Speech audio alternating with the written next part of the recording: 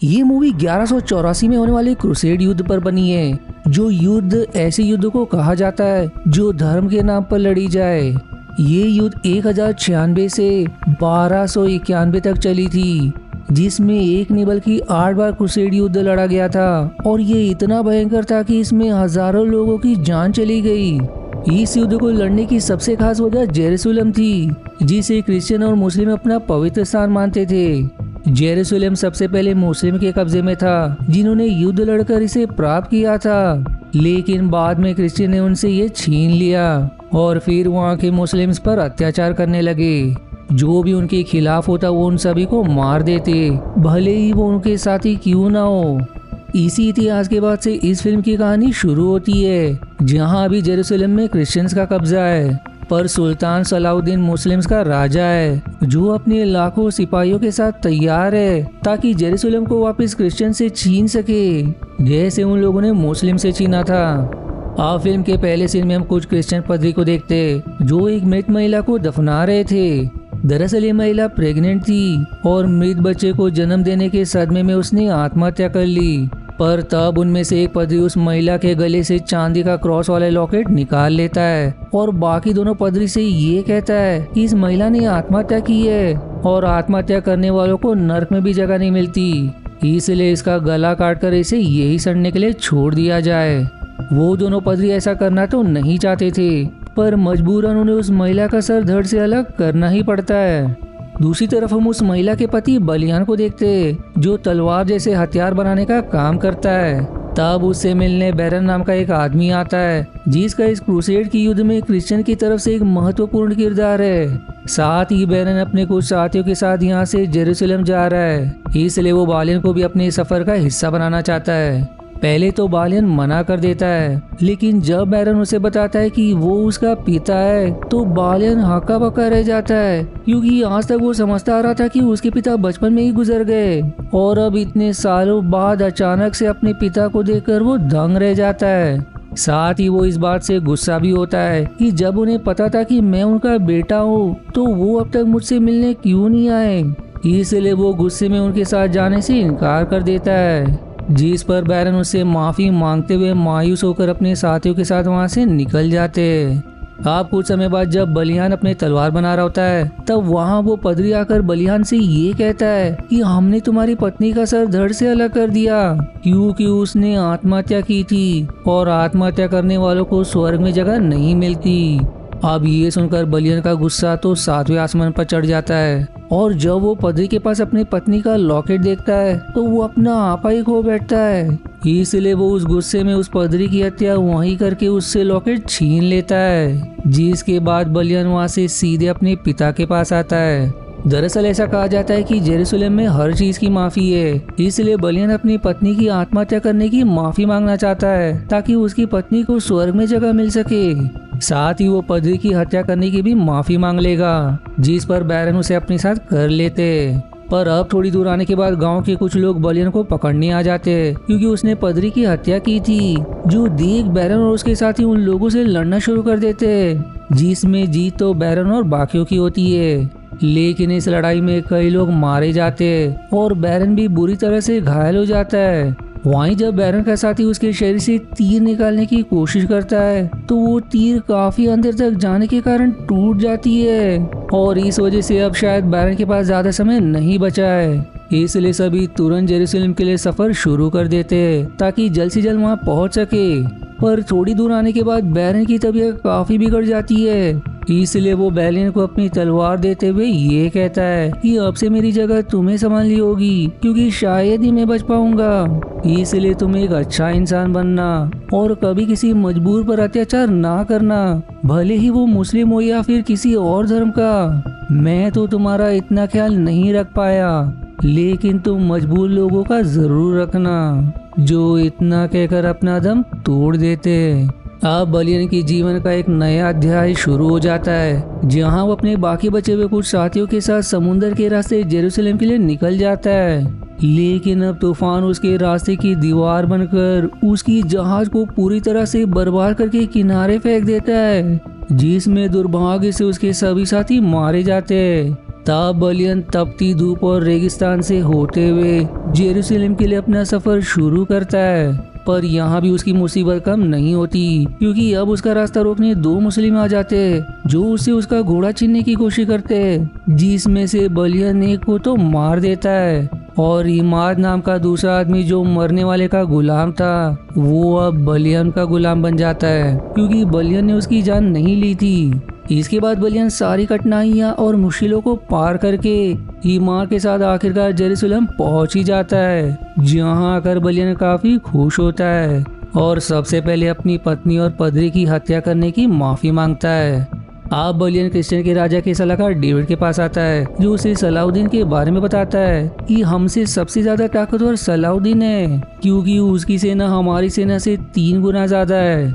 अगर उससे मुकाबला हुआ तो हमारी हार निश्चिंत है। इसलिए राजा बैल्डविन भी हर समय युद्ध ना करने की कोशिश में लगे रहते, लेकिन कुछ नाइट टेम्पलर है जो युद्ध चाहते हैं ताकि सलाउद्दीन का खतरा हमेशा के लिए खत्म हो जाए, और अगर नहीं तो कम से कम बाल्डविन मारा जाए, क्योंकि बाल्डविन के मरने के बाद यहाँ की रानी उसकी बहन जूलिया बन जाएगी और नाइट टेम्पलर का लीडर जोनास जो उसका पति है वो अगला राजा बन जाएगा। जो सुनकर बलियन भी दंग रह जाता है। दरअसल नाइट टेम्पलर ऐसे लोग थे जिन्होंने जेरूसलम को पाने में क्रिश्चियंस की मदद की थी, साथ ही वो दूसरी जगह से जेरूसलम आने वाले क्रिश्चियन की रक्षा करते ताकि वो बिना डर के जेरूसलम आ सके। अब बलियन को बाल्डविन के महल लाया जाता है, जहां उसकी मुलाकात जूलिया से होती है और पहले ही मुलाकात में वो दोनों एक दूसरे को पसंद करने लगते हैं, जिसके बाद बलियन बाल्डविन के पास आता है, जिससे बातें करके बलियन को ये समझ आता है कि बाल्डविन के भी विचार बिल्कुल उसके पिता जैसे है, जो मजबूर की मदद करना चाहते हैं,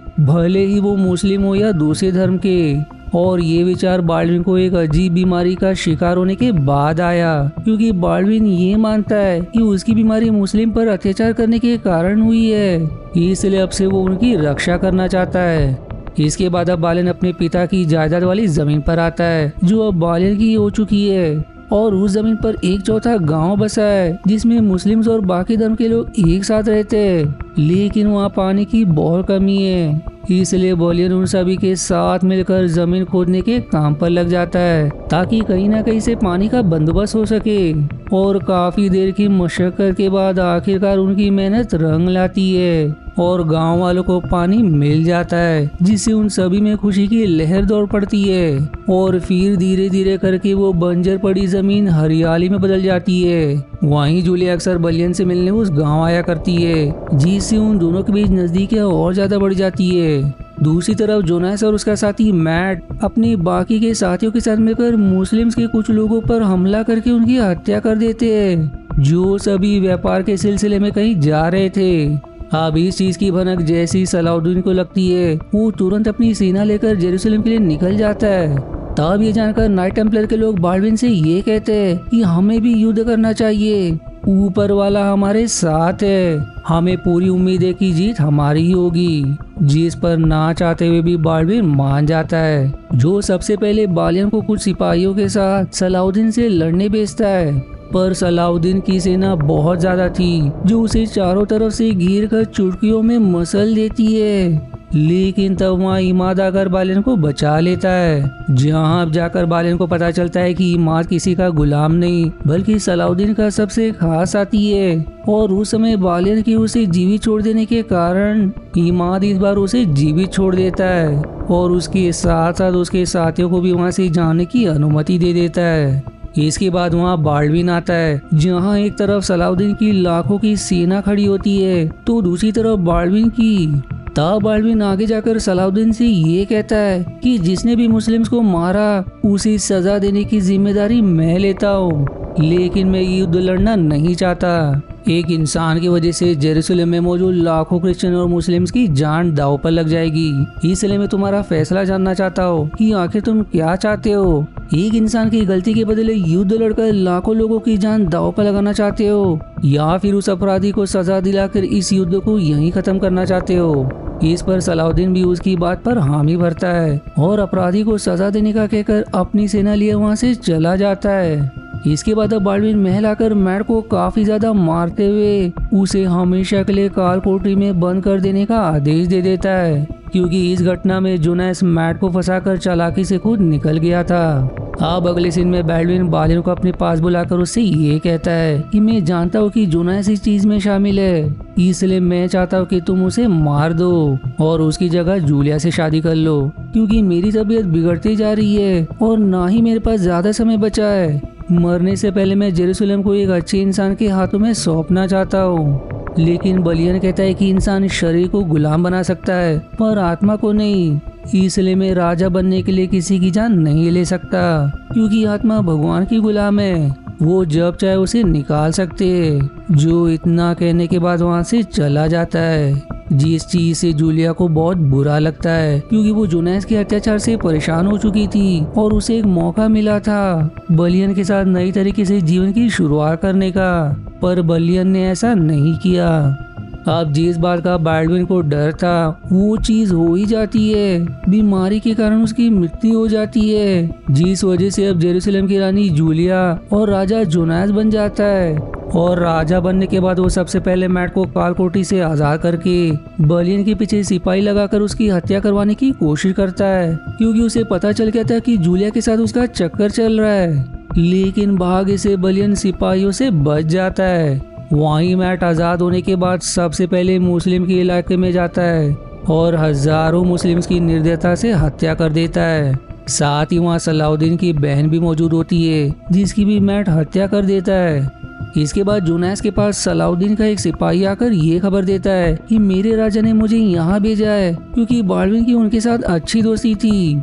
उसी दोस्ती के कारण वो युद्ध ना लड़ते हुए उनकी बहन का शव और अपना ताज मांग रहे, ताकि बिना किसी सिपाही की जान जाए जेरूसलम उन्हें मिल जाए। पर ये सुनकर जोनास, जो बिल्कुल निर्दय हो चुका था, वो सीधे उस सिपाही का गला काटकर अपने साथियों को ये आदेश देता है कि इसका सर सलाउद्दीन को भेज दो और कहना यही मेरा जवाब है। इसके बाद जोनास और बाकी सारे नाइट टेम्पलर सलाउद्दीन की सेना से लड़ने के लिए तैयार हो जाते हैं, क्योंकि वो जेरूसलम की ओर ही बढ़ रहा था। तब बालियन जोनास को सलाह देते हुए ये कहता है कि हमें सीधे उन पर हमला नहीं करना चाहिए, वरना हमारा एक भी सिपाही नहीं बचेगा।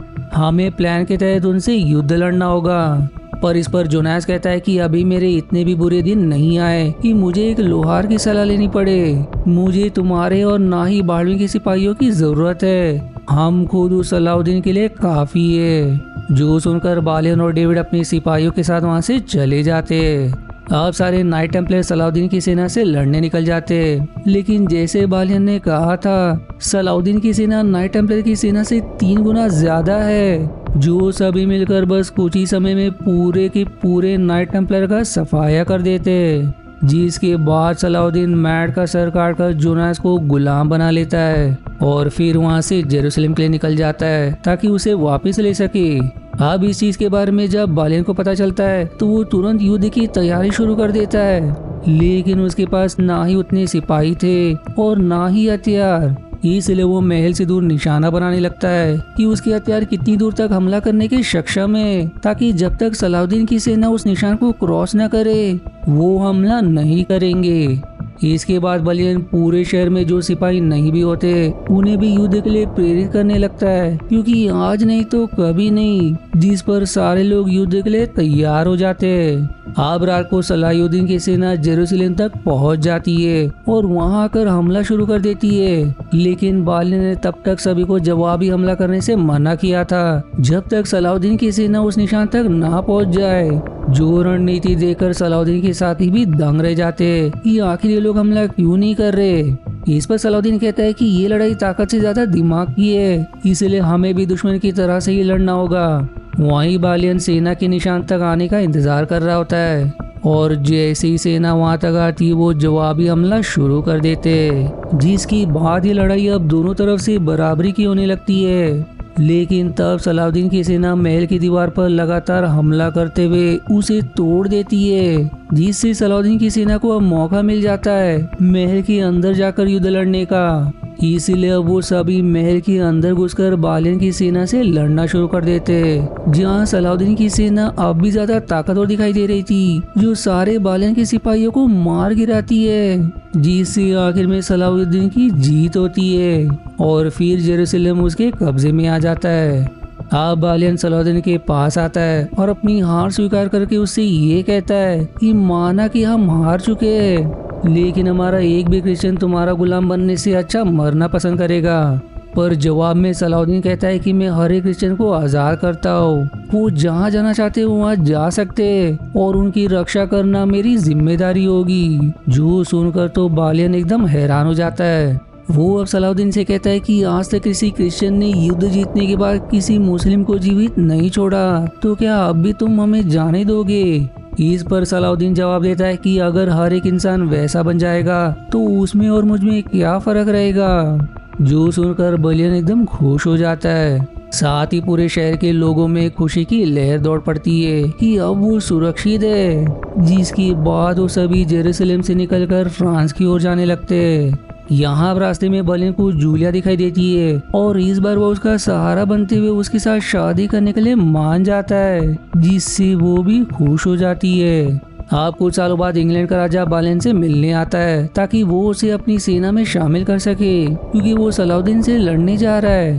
पर बालियन इसके लिए साफ मना कर देता है और जूलिया के साथ वहां से चला जाता है। जिसके बाद हमें ये बताया जाता है कि इंग्लैंड का भी सलाउद्दीन के साथ युद्ध सफल नहीं रहा और उसे सलाउद्दीन की शर्तें माननी पड़ी, जिससे युद्ध रुक गया। लेकिन हजारों साल बीतने के बाद आज भी जेरूसलम को लेकर युद्ध होता रहता है और ये युद्ध कब रुकेगा कोई नहीं जानता। जीसी मिक्स फीलिंग के साथ ये मूवी यही समाप्त हो जाती है। आशा है आपको मेरी एक्सप्लेनेशन पसंद आई। यदि हाँ तो प्लीज वीडियो को लाइक करना और चैनल को सब्सक्राइब करके सपोर्ट करना ना भूलें। मिलते हैं अगले एक्सप्लेनेशन वीडियो में, तब तक के लिए धन्यवाद दोस्तों।